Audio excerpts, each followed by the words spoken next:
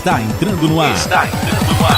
Pelas ondas da Rádio Universitária da UFRR 95,9, o programa Por Dentro da Ciência. Uma iniciativa do Departamento de Física da UFRR, com a participação de professores e alunos. Um programa que vai abordar as ciências naturais e humanas de forma pedagógica, contribuindo para uma educação científica no estado de Roraima. Programa Por Dentro da Ciência.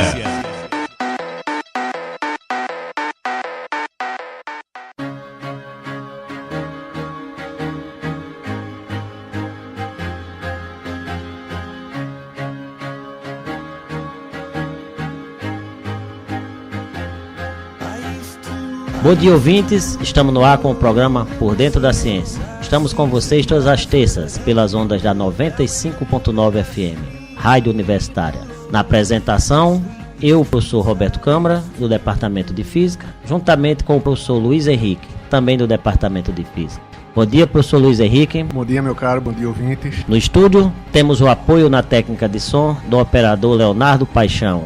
Também é aluno do nosso Departamento de Física. Na direção de programação, temos nosso amigo Felipe Reis, diretor do Núcleo de Rádio e TV Universitária.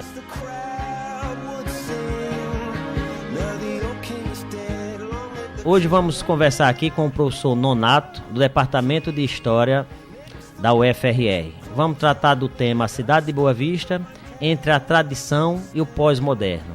Nonato, bom dia, seja bem-vindo ao programa Por Dentro da Ciência.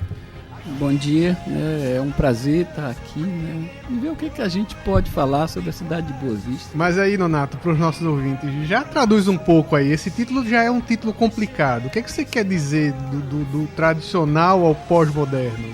Bom, o que me chamou a atenção em Boa Vista, quando eu cheguei aqui, foi um índio que eu desconhecia, né? Quer dizer, apesar de ser formado em História, mas o índio que a gente conhecia, aquele índio de peninha e tal, que estava lá nos livros, aquela coisa muito sedimentada. E ao chegar aqui, ver todo esse processo, os indígenas, agora reivindicando espaço e tudo, terra, né, essa coisa toda, isso me levou a ver a cidade de Boa Vista de uma forma muito diferente. Até porque eu nunca tinha saído do Ceará, né?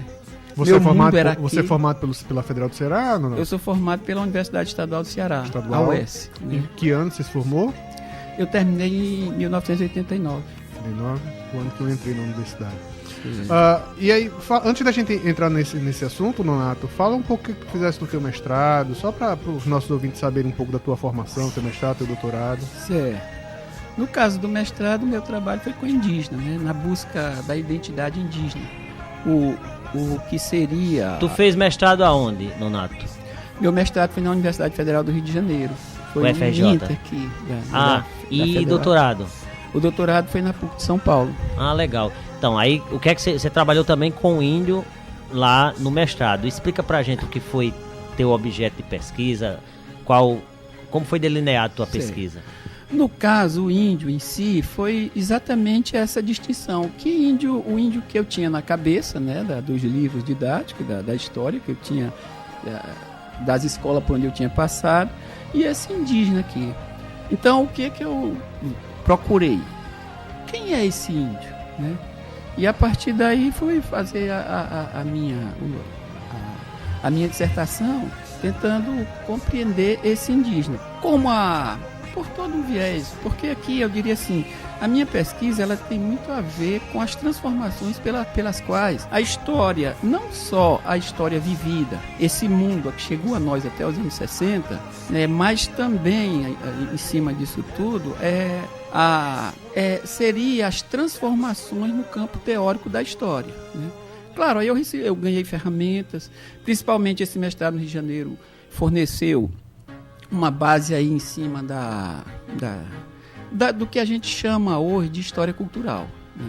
Quer dizer, em cima dessa busca cultural, eu diria assim, onde o historiador se aproximou muito do antropólogo, né? Essa aproximação é o que me levou a estar buscando esse indígena agora, tentando compreender ele no seu espaço. Interessante, Nonato, a gente entrevistou o programa passado, e o anterior foi com o Alfredo, da História. Sim. E é interessante a fonte de pesquisa dele. Nesse teu mestrado, tu falou que quis entender o índio que tu via nos livros. no teu caso, o que foi tua fonte de pesquisa? Teve fonte oral, entrevista, documentos? Explica. No caso aqui, ele não era... Eu não estava atrás do índio que eu tinha visto no livro didático. Eu queria esse índio agora em Roraima. Porque em Roraima foi muito contraditório no seguinte... Lá no Ceará, todas as manifestações que a gente sabia eram de pessoas humildes, de pessoas sofridas, de pessoas que reivindicavam algum direito, né? Quando eu cheguei aqui em Roraima, esses movimentos tinham coisas diferentes, né? Corria o risco de você ir no centro e acompanhar uma passeata e de repente a passeata ser o contrário do que você desejava. Né? Porque assim como você tinha manifestações e movimento e passeata dos povos indígenas e a igreja católica junto, você tinha de fazendeiros também, você tinha de garimpeiros, quer dizer, isso corria o risco até de manifestações se encontrarem e ter um problema mais sério. Boa Vista se apresentou como algo inteiramente diferente, né? Como algo, esse espaço plural, né? E é isso que você procura no seu mestrado? Eu diria que a minha pesquisa, de uma forma geral essa busca, né? Aí eu fico com a curiosidade, você lá no mestrado quis entender esse índio. Aí eu confesso, eu e o professor Luiz Henrique somos da área de física que a gente tem, eu sempre comento isso nos programas, um objeto de estudo mais palpável, é uma equação matemática, uma medida que a gente faz, e independe da nossa interpretação de formação. O que a gente interpretar de um sinal que a gente mediu, de um resultado de uma equação, o cara vai ter o mesmo resultado lá no Inferno da Pedra, se ele usar a mesma teoria. No teu caso, o que é que te contribui para tu chegar à conclusão? O indígena, diferente do livro, para mim, é isso. No fundo, a minha pesquisa é relação de poder. Né? Não seria relação de poder no sentido político, de você ser filiado a um partido. Claro que tudo isso está em jogo. Mas aqui o que me movimenta é essa relação de poder. Porque quando eu estou na busca dessa relação de poder e traçando aí entre esse moderno e esse pós-moderno, eu estou na busca de entender o que era essa sociedade aqui, Boa Vista, que nos chegou e que nos foi legado até a década de 60. E aqui, quando eu estou falando em moderno e pós-moderno, eu estou falando no mundo que se globaliza a partir de então. Boa Vista não está isolada. Quer dizer, esse mundo que está se globalizando e que, de certa forma, Boa Vista se transforma nesse laboratório onde a gente tem uma facilidade grande dessa compreensão. Porque assim como o mundo está se globalizando, e Boa Vista... Por que Boa Vista? Eu diria assim, se você pega, ela foi isolada até a década de 70. Né? Geralmente... Geograficamente você fala... Geograficamente, né? O acesso aqui é ou de avião ou pelo rio, né? Quer dizer, a partir da década de 70, que abre a BR-174, eu comparo até com Macondo, de 100 anos de solidão, do Gabriel Garcia Marques, né? Quer dizer, essa dificuldade de chegada. Aí você vai pegar, por exemplo, Boa Vista aqui, por exemplo, memorialista, como a Imbérê, por exemplo. Ele vai estar se queixando nos trabalhos dele, porque que essas pessoas que chegaram aqui não valorizavam, eles não respeitavam os valores locais. Se você pega uma Boa Vista até os anos 60, as pessoas que moravam aqui, por mais que tivessem recurso financeiro, essas pessoas, de certa forma, viviam uma mesma vida. Era o mesmo campo de futebol, o mesmo clube. Nonato, desculpa interromper. Eu estou escutando você falar, mas eu não consigo perceber aonde está essa relação de poder que você falou. Porque quando você fala relação de poder, vem na minha cabeça que você tem alguém que manda, alguém que obedece. Sim. E eu não consigo ver onde você quer chegar. Talvez aqui a dificuldade seja essa quando eu penso moderno e pós-moderno. Aqui tanto essa relação de poder vai estar numa relação Estado-Nacional, por exemplo, porque quando eu estou pegando moderno e pós-moderno e tentando traçar essa fronteira, aqui a gente pode estar pensando aqui, eu acho que é um trabalho que vocês conhecem, né, do polonês chamado o Bauman, agora não veio o nome, mas o livro que eu estou tomando dele aqui é Modernidade Líquida, certo? Quando você pensa modernidade líquida, o que eu estou imaginando quando traça aqui moderno e pós-moderno, nós vamos ter toda uma sociedade em transformação, né?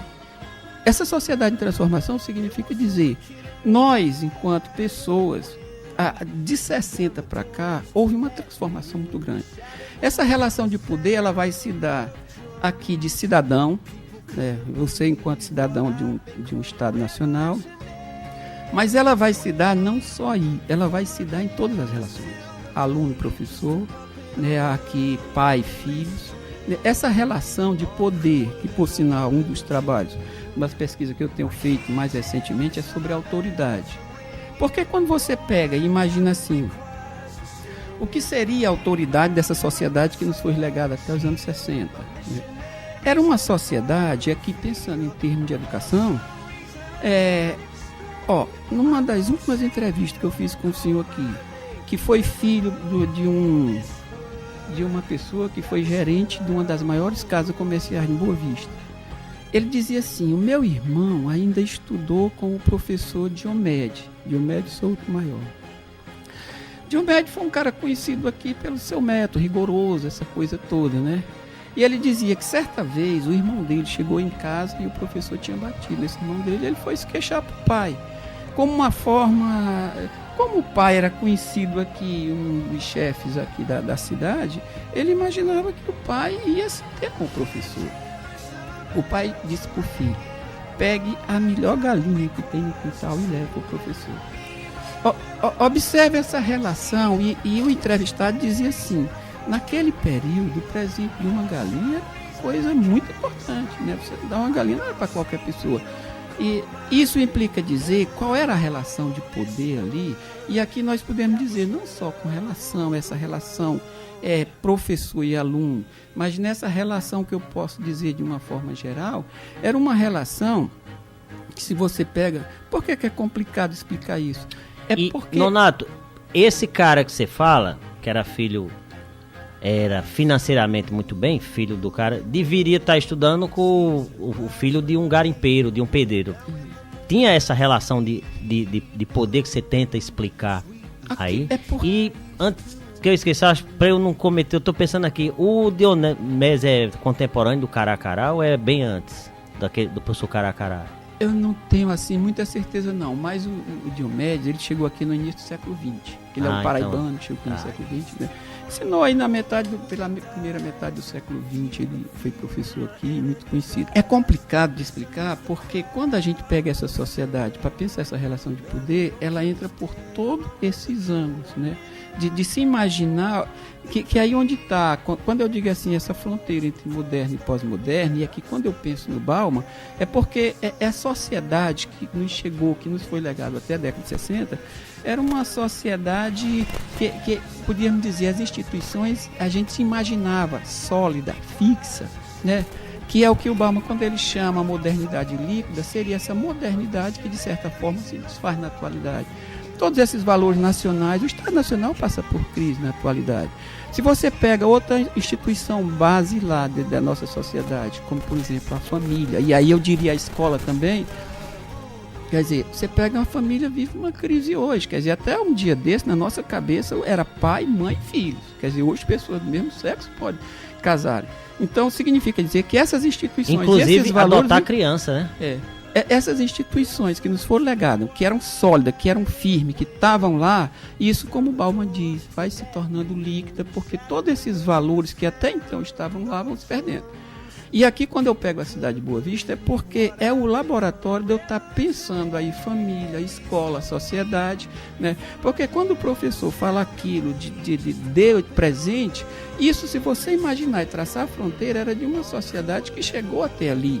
Se você pega o professor hoje na sala de aula, se ele olhar com a cara ruim para um aluno, o pai pode processar. Olha a distância que nós estamos com relação àquela sociedade que chegou até então, que era uma sociedade que... Agora, qual era aquele modelo de sociedade?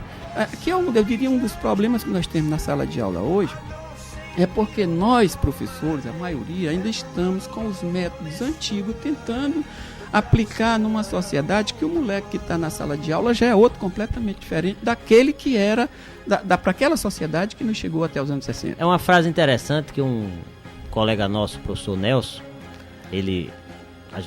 a gente entrevistou daqui, ele fala, a gente está, no caso da física, né, ensinando física moderna do século XXI com a metodologia do século XX e ainda no século XXI ensinando a física do século XX. Mas tá difícil a nossa geração mudar. Eu queria saber, Nonato, a gente na física, a gente tá bem claro pra gente. Tem a física clássica, como eu falei há pouco, e a física moderna. A gente tem marcos na história da física que diz, ó, isso aqui é clássico, isso aqui é moderno. Que é a teoria da relatividade, lá em 1905, 1916, a relatividade geral, e lá em 1927 a teoria quântica. Então, a partir desses trabalhos, a gente passa a chamar de física moderna. E você está, na sua fala, comentando o tempo todo de a tradição e o pós-moderno. Qual é o marco que eu posso dizer, isso aqui é tradicional, isso aqui é pós-moderno, numa sociedade, e você está citando Bauman, e o que eu poderia marcar isso aqui em Boa Vista? Eu acho que a gente já começou marcando quando a gente está pegando a escola aí. Qual era a escola que nós tínhamos até os anos 60 e qual era a metodologia daquele professor? Observe, quando o pai desse aluno diz assim, pegue a melhor galinha do quintal e dê para o professor, e se você observar, existia um modelo de educação que era um modelo daquela sociedade. Agora, esse modelo de educação, o que acontecia? Eu imagino, se você pega a sociedade não de Roraima, mas do mundo inteiro, tirando talvez algum ponto como Inglaterra e França, era um mundo agrário. Quer dizer, as pessoas até os anos 60, no mundo total, no mundo geral, eles viviam basicamente de plantar e de criar. Era uma sociedade que, se você pega, quem eram os professores e os educadores? Eram os mais velhos. É uma sociedade que até então era esses mais velhos davam as regras. Se a gente for pegar aqui e entrar pelo capitalismo, o capitalismo vai se desenvolver a partir desses jovens. Porque até, vamos dizer assim, até então, quase que no mundo inteiro, os filhos trabalhavam para ajudar no rendimento familiar. A partir do momento que esse capitalismo se desenvolve, os pais vão ter uma condição melhor, esses filhos vão ser liberados para gastar o seu dinheiro, esse consumidor aí que vai desenvolver esse processo capitalista, né? E isso daí o que vai levar? Essas pessoas vão trabalhar, vai ter muito mais emprego. Aqui as meninas vão ter condição de comprar cosmético, que até então não tinha. O disco aí, o CD, a música, o rock agora. Porque até os anos 60 a universidade quase não existia, era muito poucos jovens acadêmicos. Ela vai existir a partir dos anos 60, tanto que o movimento 60 vai marcar muito a universidade, porque é o momento em que a universidade se destaca. É onde esse mundo globalizado ele vai estar surgindo a partir do meio de comunicação. Esse meio de comunicação, aonde vai se poder estar vendo o jovem, o rock agora, que vai misturar a periferia, os guetos negros, com a música vindo aí, ela está misturando agora tudo. Se você pega, se era uma música clássica e tudo, uma sociedade que tinha patamares muito bem definidos, a partir de então, essa pós-modernidade vai agora revertendo tudo isso e misturando todo esse processo, né? Então, aqui vai se desenvolver, quer dizer, o cinema, né, que é o ponto básico primeiro da comunicação, depois rádio, televisão, vai estar levando essas imagens para o mundo inteiro. Um indígena aqui em Boa Vista, que até há um tempo atrás, ele vivia aqui e o mundo era o mundo dele, esse indígena vai estar vendo imagens de índio em São Paulo, no México e não sei aonde. Quer dizer, esse jogo de imagem, de informações que esse mundo pós-moderno passa a viver, leva as pessoas, aqui você pode dizer, Boa Vista vai ser desterritorializada no seu próprio espaço. Quer dizer, esses indivíduos que viviam aqui, quando o memorialista está dizendo assim, as pessoas que vêm de fora não respeitam, imagine, um maranhense, um cearense, um gaúcho que nasceu lá no outro canto, que conheceu outra realidade, que era outro chefe político, chega aqui lá sabe quem é o coronel, quem é prefeito, quem é quem. Quer dizer, aqui talvez o processo de modernização ele não vem tanto por conta do próprio aceleramento global, mas ele está se dando também pelo viés local, aqui o garimpo e tal, que atrai, que está... Se você pega Boa Vista, 5 mil habitantes nos anos 50, para uma cidade que chega no final do século XX com 120 mil, quer dizer, aquela pequena vilarejo foi soterrado por uma leva de pessoas que chegaram aqui, agora com outros valores, com outras formas de ser. Aí a minha pergunta, nesse teu estudo, a população indígena entra com algum papel de destaque ou ele está diluído ali no meio, como sendo só mais um? É porque as coisas elas estão muito envolvidas umas nas outras. Mas o que me trouxe, quando eu falo relação de poder, essa relação de poder ela está vindo dos anos 60. Os anos 60 vão ser um marco, porque se essas instituições era tudo muito bem organizada, a relação de poder, a gente sabia quem é quem, o Estado Nacional, quem mandava e quem não mandava. Nas próprias manifestações dos anos 60, se você pega o que chegou até os anos 60, o que foi nos legado no mundo todo, era também bem instituído. O próprio movimento operário, tinha o operário rei, que é o que está no sindicato, que é o que comanda. Os movimentos, até então, até os anos 60, eram um movimento que eles estavam presos a instituições, ou a partido político, ou a sindicato e tal. 60 rompe com isso, quer dizer, é o novo que traz, que eu diria que na atualidade isso está cada vez mais se manifestando de uma forma mais intensa, mas é o rompimento, porque eu diria assim, a sociedade dos anos 60, principalmente no meio acadêmico, começa a perceber que esses valores amarrados, tradicionais, ou do mundo capitalista ou do mundo socialista, eram os valores que já tinham seus donos, que já estavam instituídos, que já estavam amarrados, que já estavam fechados. Essa sociedade rompe. Por isso você vai estar vendo o slogan dizendo é proibido proibir. Né? Quer dizer, esse proibir, quando você vê o cabelo grande, o hippie, essa coisa toda, é toda uma forma de descaracterizar ou de contestar aquele modelo de sociedade que chegou até ali. Né? Os anos 60 abrem isso daí. Aí, qual é uma base fundamental dessa transformação? São as mulheres. Qual é a outra base? Negros. A África em si, né, de certa forma, se transforma. Quer dizer, cada vez mais hoje tentando se reunir no seu grupo e dizer nós somos nós e temos nossa identidade específica. O outro grupo é indígena. Por isso Roraima se caracteriza, né, eu diria, dentro desses movimentos da pós-modernidade, como, para mim, simbólico. Apesar de você pegar aqui na década de 80 e estar olhando jornais como Tribuna de Roraima, você pega a coluna lá de uma mulher militante, ela se identificando só como advogada e funcionária pública, ela está lá o tempo todo dizendo o que é mulher, porque que as mulheres até agora foram assim, quer dizer, ali principalmente porque está num debate constituinte, ali próximo a Constituição de 88, esses grupos estão se unindo. E em Roraima vai ser fantástico o grupo indígena. Porque esses grupos indígenas, esse índio que aí onde está a minha inquietação, aquele índio que era passivo, de peninha e tal, ele é um índio que se movimenta. Quer dizer, esse sujeito, esse indivíduo comum que eu chamo na minha pesquisa, esse indígena, porque para mim, quando eu estou buscando esse indivíduo comum, essas pessoas comuns, só faz sentido esse indivíduo que é propositivo. Se ele não propõe, ele é passivo, ele não faz sentido.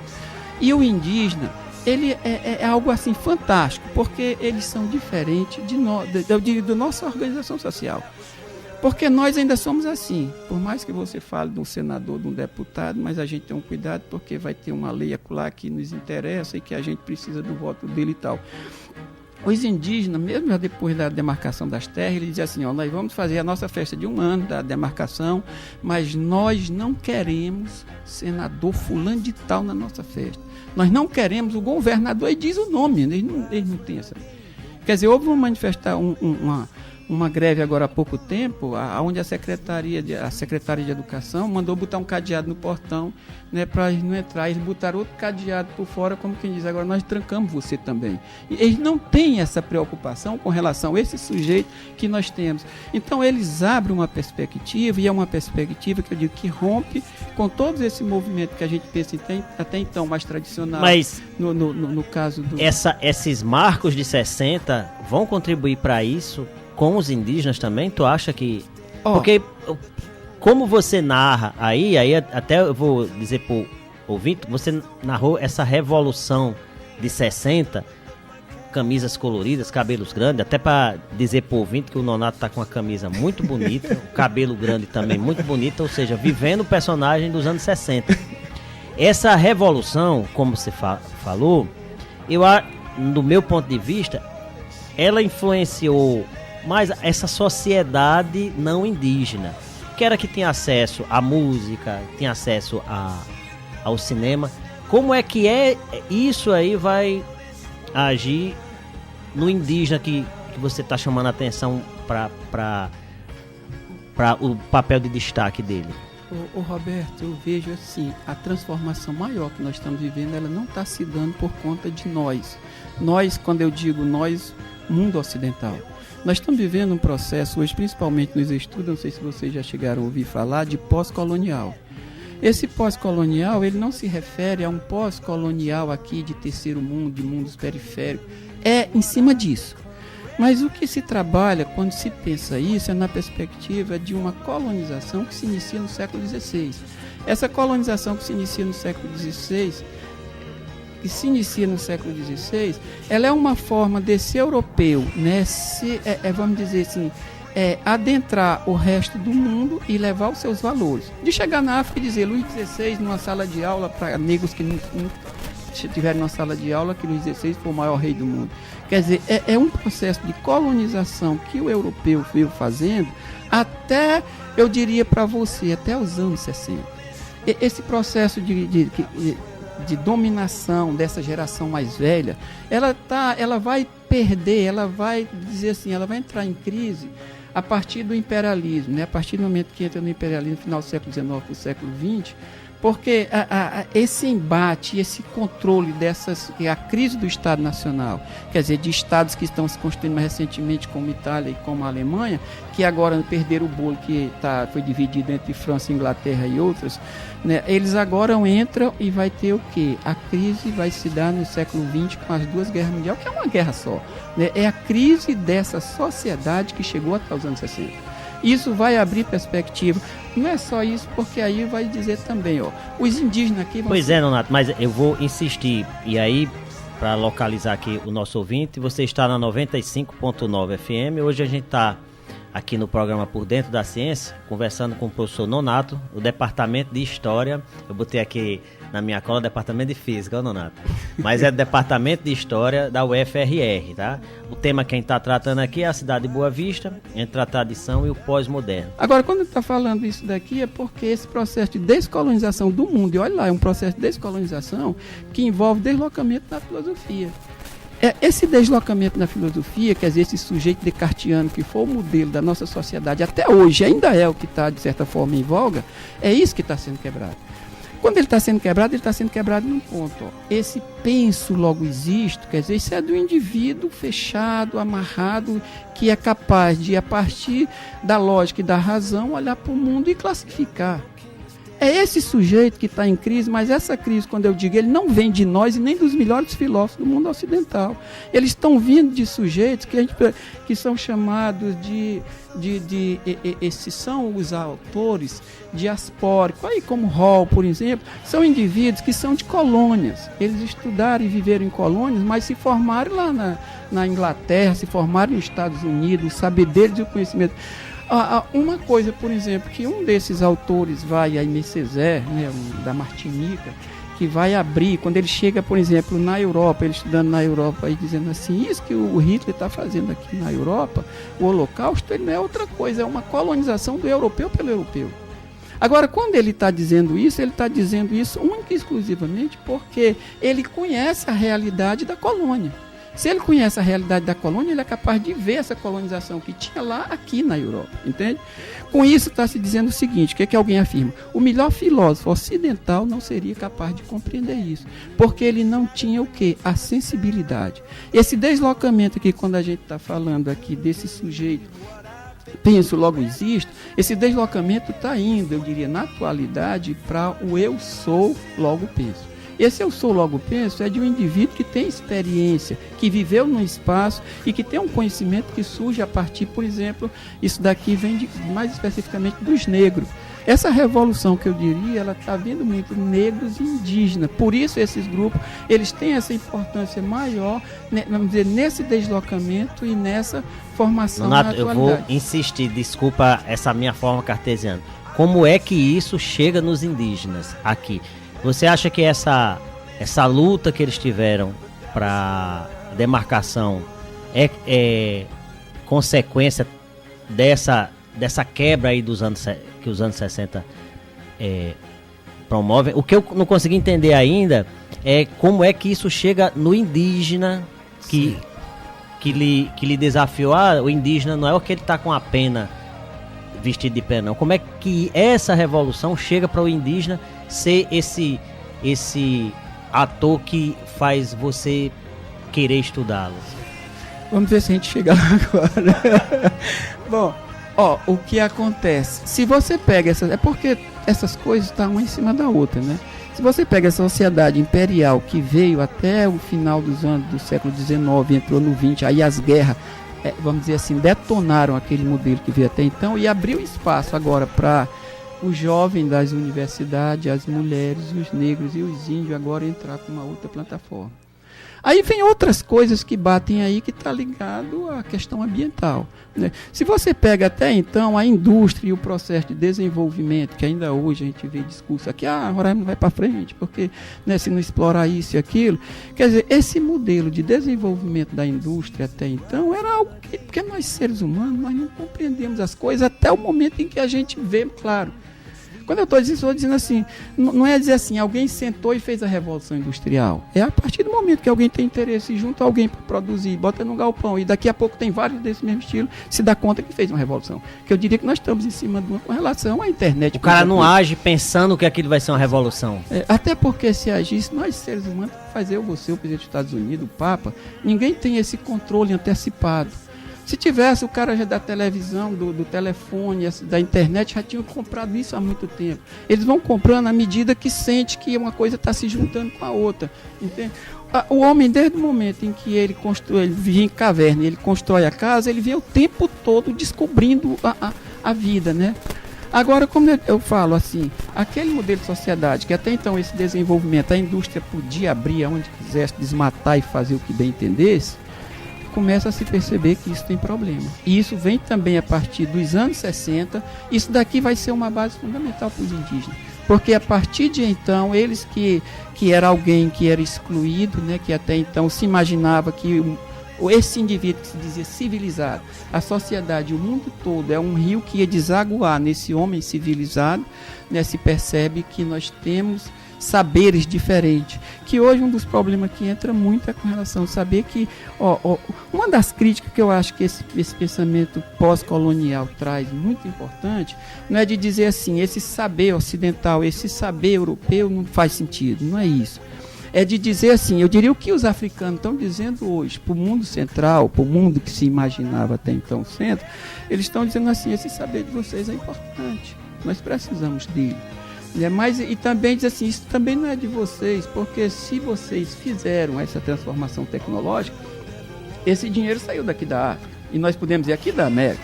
Quer dizer, ele é um conjunto de saberes que ele não é de um espaço, ele é um conjunto de saberes que é do mundo. Que é isso que eu diria que os indígenas, os negros, as mulheres estão sabendo mais do que nós utilizar esses recursos e se colocar na perspectiva agora de sujeito, mas de sujeito propositivo. Que o indígena tem essa diferença, um dos pontos que eu acho que amarra é com relação à terra. Se você pega, por exemplo, o negro, eu diria assim, uma sociedade como a Roraima, por mais que tivesse negro, eles não têm muito interesse em se associar com o negro. Mas por que com relação ao índio se deseja? A mãe do governador, a avó do governador era indígena, não sei quem era indígena, nós somos uma mesma raça. Porque é um legado que se deseja, né? Porque a partir do momento que nós somos uma família só e um conjunto só, o legado que é do indígena é um legado nosso também. Nonato, me veio a cabeça aqui, esse tipo de protagonismo dos indígenas, a gente vê isso nos Estados Unidos, porque a história dos Estados Unidos é muito mais antiga. E lá os indígenas também são todos organizados, a gente tem grandes empresas que pagam direitos autorais para os indígenas. Isso acontece nos Estados Unidos também? Com relação assim, se você pega esses grupos que até então, que aí é uma crise que está na escola quando a gente fala, quando eu penso nessa autoridade, que bate em tudo. Eu acho até assim, a sociedade moderna, ela imaginava assim, ser pai tinha um escaninho onde o cara ia lá pegar o seu poder, ser chefe, ser diretor, né? É como se cada um em patamar desse tivesse aquele poder já pronto. E hoje, quando nós entramos no relativismo aí que a física abriu, a gente sabe, aí você vai ver o seguinte, esse poder não está lá, que é o que o Foucault diz, né? Esse poder não está lá estabelecido, ele é relacional. É comum você ouvir alguém dizer assim, aquele pai não manda nem na família, né? Quer dizer, não existe um poder que está só porque eu sou pai, mas existe um poder que ele é relacional. Se o presidente, por que está constantemente dizendo qual é o índice de aprovação do presidente? Porque essa relação ela varia com o tempo, vai depender da relação dele com o seu subordinado. Isso daqui faz ser pai, professor, presidente, quem quer que seja. Quer dizer, você está numa posição, mas isso é relacional, que é o que o Foucault trouxe de novo, que nós não temos mais como ter aquele poder que se imaginava que estava lá pronto e determinado, né? Então isso passa em todos os campos, que é o que as mulheres percebem. O poder estava lá, na cama o sexo, o homem por cima, né? O homem mandava na casa, o homem mandava no trabalho, era o chefe, era o patrão. Elas estão dizendo, que bolas é esse? Quer dizer, quando a gente está dizendo, esse poder está numa teia, que de certa forma não é numa posição só, não é no gabinete do presidente, mas o gabinete do presidente é alimentado por isso aqui dentro do lado dessa vida cotidiana que vai alimentando toda uma cadeia e que monta um todo. Quer dizer, retirar isso daí de uma forma pronta e acabada, que eu diria que é o que a gente vive hoje, é o que leva a se imaginar essa relação de poder na atualidade tendo toda essa transformação. Ô Nonato, e o poder da igreja nessa história? Eu te pergunto porque, até por coincidência, o período que você está falando, de 1960 para cá, de certa forma é o período que a gente tratou com o professor Alfredo, que ele fala das missões cristãs para converter os índios, né? As comunidades Yanomami, o Waiwai. Como é que a igreja entra nessa história? Esse teu trabalho, tu analisa essa perspectiva? Bom, porque essas instituições, elas todas passam, querendo ou não, a gente está mexendo com uma e com outra o tempo todo. Com relação à igreja em Boa Vista, e aqui mais eu não pego o evangelho, mas assim, a igreja católica, porque como ela é um outro pilar, eu diria assim, o mundo moderno foi situado, o nosso mundo que nos foi legado, muito em cima da ciência e da igreja, né, religiosidade. Mas assim, o meu pensamento foi exatamente por conta dos índios, né, porque o Roberto falou aí da questão dos índios brigarem pela demarcação, não sei o quê, até que ponto essa mudança de comportamento dos índios, essa busca por direitos, não sei o quê, a fuga daquele estereótipo que você disse que estava acostumado lá do índio com peninha, até que ponto a igreja foi responsável, tem uma certa responsabilidade por isso. E não só a igreja católica, de todas as denominações. Quando eu pego aqui, eu pensei mais a igreja católica em Boa Vista, né, que é o meu espaço de análise e a igreja católica. A igreja católica não dá para pensar numa igreja. Eu fiz 3 igrejas aqui dentro, né, a igreja católica. Teve os beneditinos, né, que com os seus nuances, com uma sociedade mais tradicional, fazendeiro, uma pecuária tradicional também, porque a pecuária hoje é outra coisa, né, mas assim, essa igreja lá, que eu diria assim, a igreja sempre teve pontos divergentes, né? A ponto de no início do século aqui, a família Brasil, o coronel bater em padre, essa coisa toda, né? Teve todo um problema. Mas essa igreja, ela veio até os anos 70, né? Essa igreja dos beneditinos. A igreja que vai se abrir aí anos 70, 80, é tocada pela teologia da libertação. Essa é uma outra igreja que eu diria assim, é um ponto fantástico de transformação, que eu até imagino, a igreja católica que entrou pela teologia da libertação, o Vaticano tinha muito que ser contra, né? Porque se ele aceitasse, ele ia detonar, ruir a própria igreja. O que é que os padres diziam? Essas pessoas comuns devem entrar na igreja com seus valores. Se você pega, não sei se vocês chegaram a ver um programa, um jornal nacional, onde houve um problema na Bahia, porque os negros entraram com tambor na igreja e o padre botou para fora da igreja. Isso é um jornal nacional, teve esse problema. Observe, entrar com seus valores na igreja é destituir a igreja dos seus valores tradicionais. Seria detonar a própria igreja. E se a igreja tem toda uma instituição, desde do Papa até o padre, o vigário lá da paróquia, ou que seria o soldado raso, quer dizer, tem toda uma instituição, né, que vive de uma modalidade, quer dizer, tirar isso daí seria retirar inteiramente todo esse processo que estava aí. Então, essa igreja aqui é uma igreja fantástica para os indígenas, porque esse padre agora, ele não vai chegar para dizer, claro, eles vão estar seguindo o evangelho, mas eles vão estar com uma outra metodologia. Ver, pensar e agir, uma coisa assim, ele tinha que ter esses 3 métodos, essa metodologia de trabalho. E eu insisto na pergunta do professor Luiz Henrique, essa igreja aí, ela é responsável por tornar o indígena aqui de Boa Vista propositivo? Ela atua nisso diretamente? Tu conseguiu localizar isso na tua pesquisa? Os indígenas em Roraima, se você pega, eles estavam desassistidos, né? Mas é claro que não é só a igreja, aqui nós já falamos de questões ambientais, que eles agora passaram a ter valor na sua floresta de conservação. Isso foi um ponto fantástico para eles ganharam. E sem contar que a partir dos anos 60 a própria ONU já começa a ver relação de trabalho, já entrando lei que protege o indígena, que até então não se percebia isso, né? Esses indígenas e esse meio de comunicação, esses indígenas vão se comunicando. No México tem associações agora não só nacional, mas internacional. Né? Quer dizer, é algo agora que esses indígenas, esse sujeito e esse mundo pós-moderno que está trazendo, ele está dando... Você vai ter, por exemplo, na década de 80, político aqui reclamando das parabólicas. Quer dizer, como é que pode? Como é que o governo vai fazer um projeto de saúde ou de qualquer coisa se as pessoas não assistem mais a rádio local? Porque, quer dizer, dentro da floresta o pessoal agora é conectado com o Rio, São Paulo e outros. Quer dizer, isso daí que a gente imagina coisa pouca, não é, porque essas pessoas começam a ver exemplo e algo lá de fora. São imagens que estão chegando, que eu diria assim, que essas pessoas, você imagina uma sociedade aqui fechada, quem era os donos dos jornais, era só quem viajava, que trazia as informações, as pessoas pouco viajavam, essas pessoas até sem viajar mesmo já começam a ter informação de fora. Esse indígena agora, essa igreja Teologia da Libertação foi importantíssima para os indígenas, porque ela deu o apoio logístico, né? Os padres têm condição de fazer projetos, esses índios começaram a viajar para a Europa, para outros espaços, né? Eles começaram a estudar, agora não a igreja só, a igreja reunia para catecismo, essa coisa toda. Agora os indígenas começaram a ir se reunindo e também traçando outro perfil. E essa igreja Teologia da Libertação, que tentou acompanhar agora essa sociedade independente, é porque eu vejo assim, dois movimentos com a igreja católica aqui, essa Teologia da Libertação, porque a igreja em si ela é um movimento. A Teologia da Libertação é um movimento, dentro da própria igreja católica da América Latina.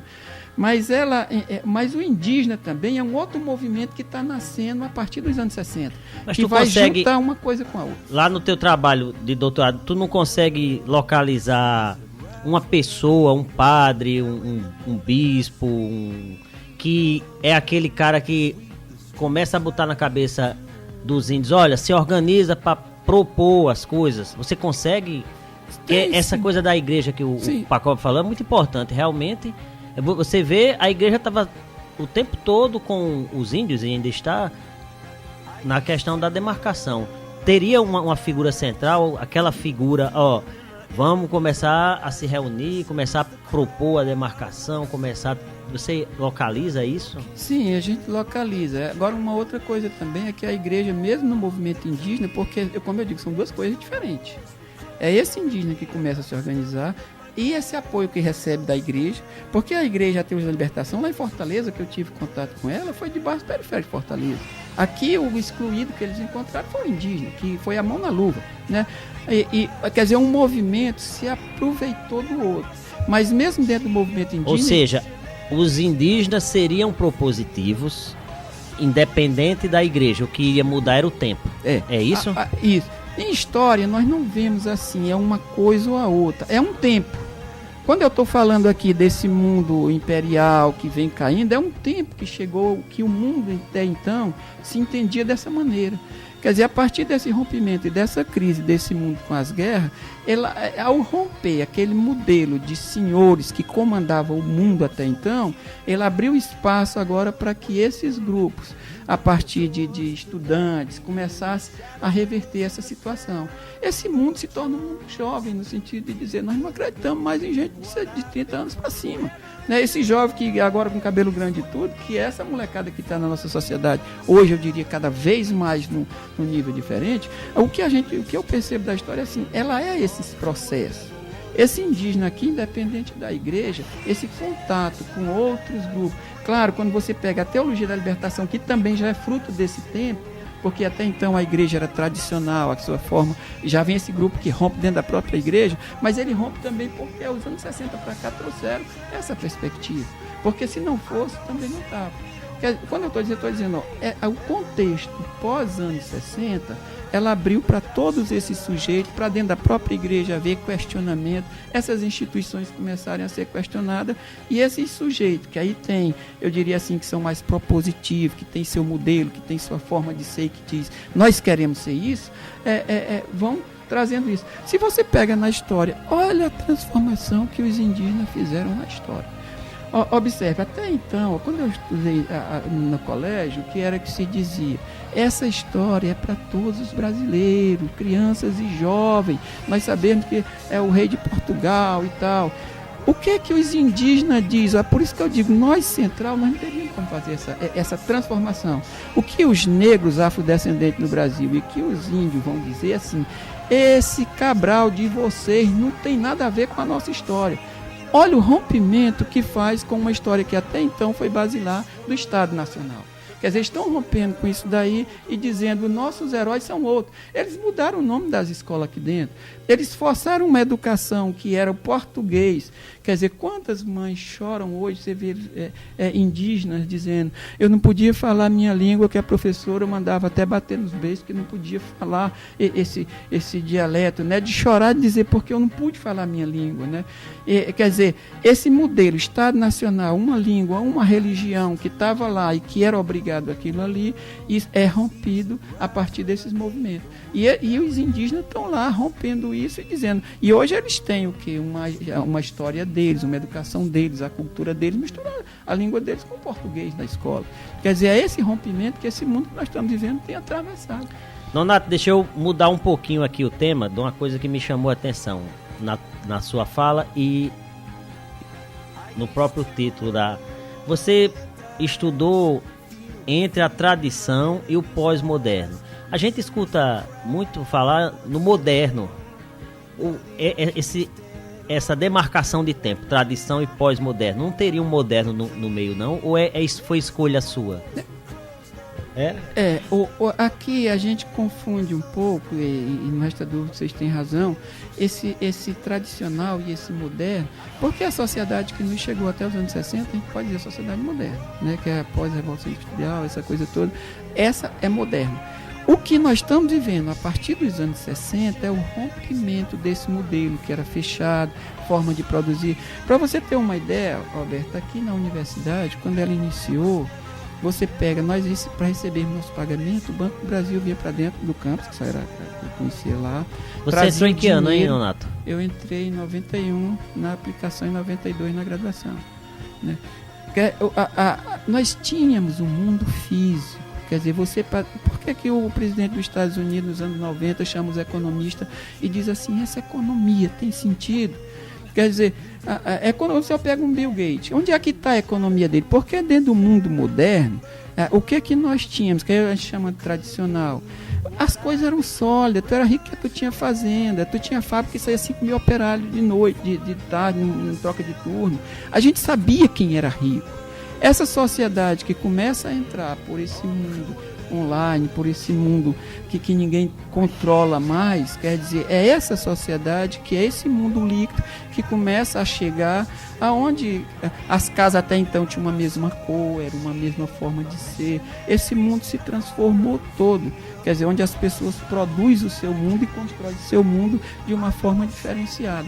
Nós estamos, o Jorge Forbes faz um programa na TV Cultura chamado Terra 2, onde ele tenta traçar essa fronteira, algumas coisas interessantes, outras eu não entendo muito, mas enfim, o que ele está dizendo ali é que nós, na atualidade, vivemos um outro modelo de sociedade, querendo ou não, por mais que a gente vire o rosto para esse nome pós-moderno, mas aqui o meu problema não é defender pós-moderno, que alguém chama pós-moderno, pós-industrial, modernidade tardia. O que eu defendo é que nós estamos numa outra sociedade, onde nós, professores, pais, seja o que for, se nós não nos antenarmos para isso, não é que, eu digo assim, nós não vamos ser capazes de nos adaptar de uma forma mais dinâmica, mais versátil e sendo mais útil dentro desse processo.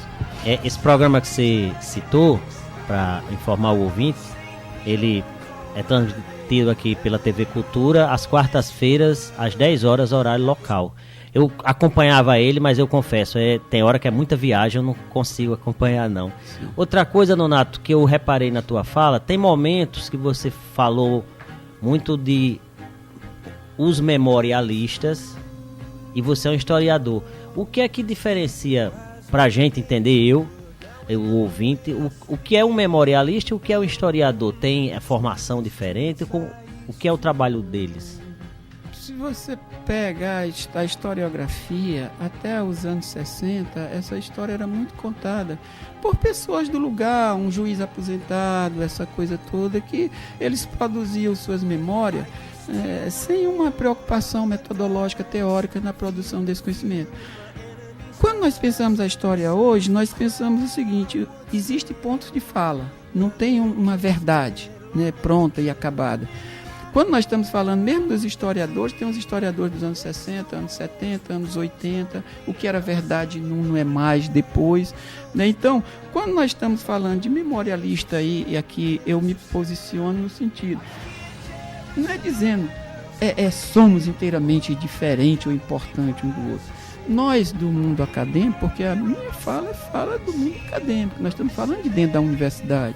Se é de dentro da universidade, a nossa forma de produzir essa história, ela é uma forma que tem uma metodologia, que tem um projeto e tal. Nós temos essa preocupação que eles lá estão mais livres. Uma outra coisa, quando nós chamamos de memorialista, o que eles estão produzindo, ou o que eles desejam produzir, é uma semelhança. Eles estão tentando aquilo que une, o que é Boa Vista. Há algum tempo atrás, o pessoal aqui do Estado pediram alguém do Departamento de História para ir aqui numa secretaria onde eles estavam fazendo um livro. E a partir de um tempo desse para cá, as cidades passaram a ser vendidas, né? Descobriram que ganhava dinheiro com turismo, né? Aí começa a se fazer, né, aqueles livros para guia turística, essa coisa toda. E qual é um problema para nós historiadores hoje? Quer dizer, ninguém quis ir lá, eu fui.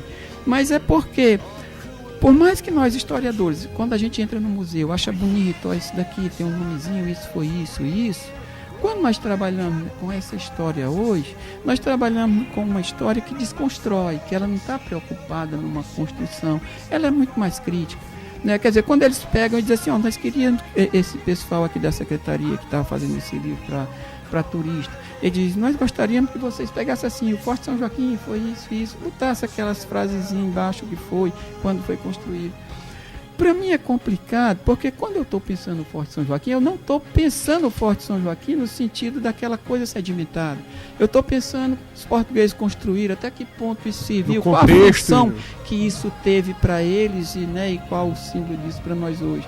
Quer dizer, isso desconstrói uma memória que esse memorialista tenta dizer, Boa Vista foi assim, foi assada, bonitinha. Nós estamos querendo mexer com isso. Quem chegou, o que pensa diferente, sei lá, o gaúcho que traz chimarrão e que já misturou essa sociedade, que já não é mais a mesma. Quer dizer, os venezuelanos aqui, essa sociedade, quando eles saírem, ela não é mais a mesma Boa Vista.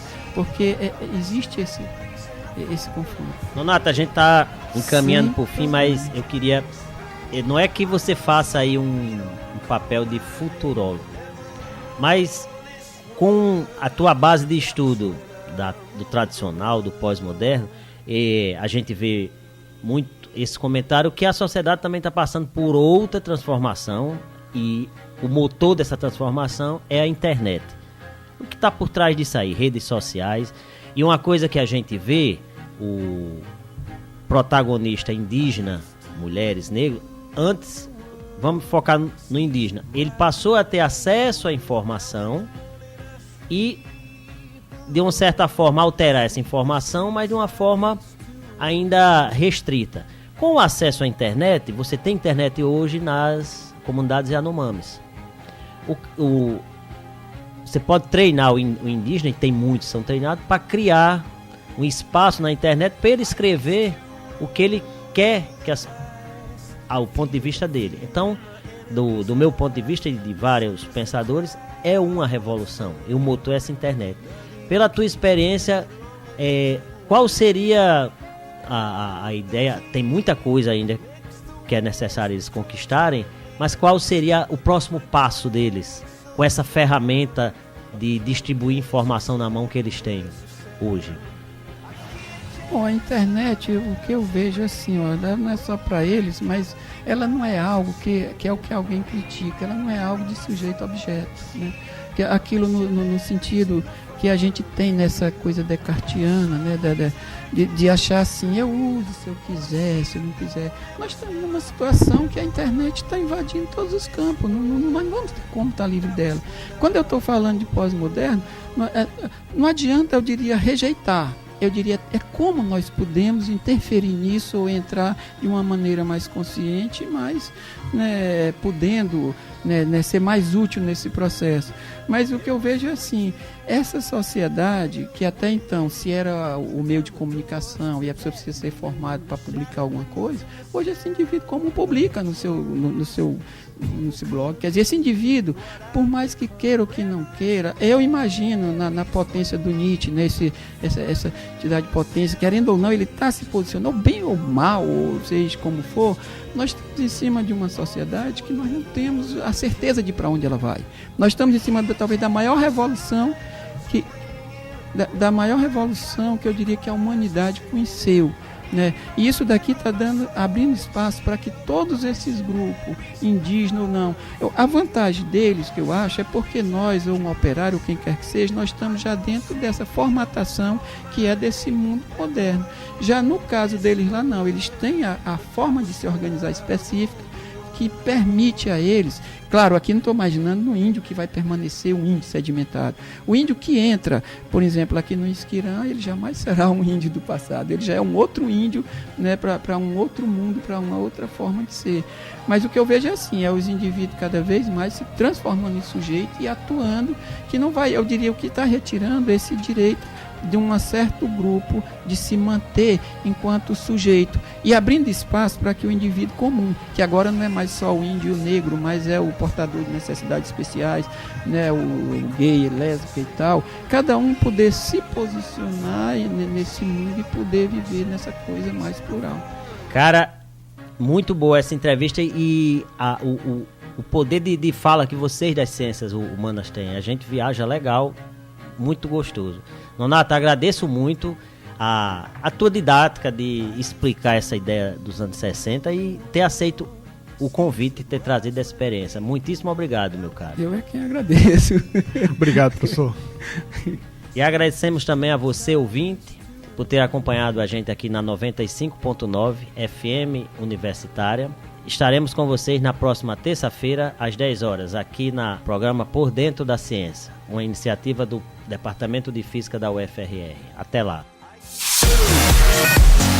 Você acabou de ouvir Por Dentro da Ciência, um bate-papo científico com colaboração do Departamento de Física da UFRR e que vai ao ar todas as terças às 10 horas pelas ondas da Rádio Universitária 95,9 FM.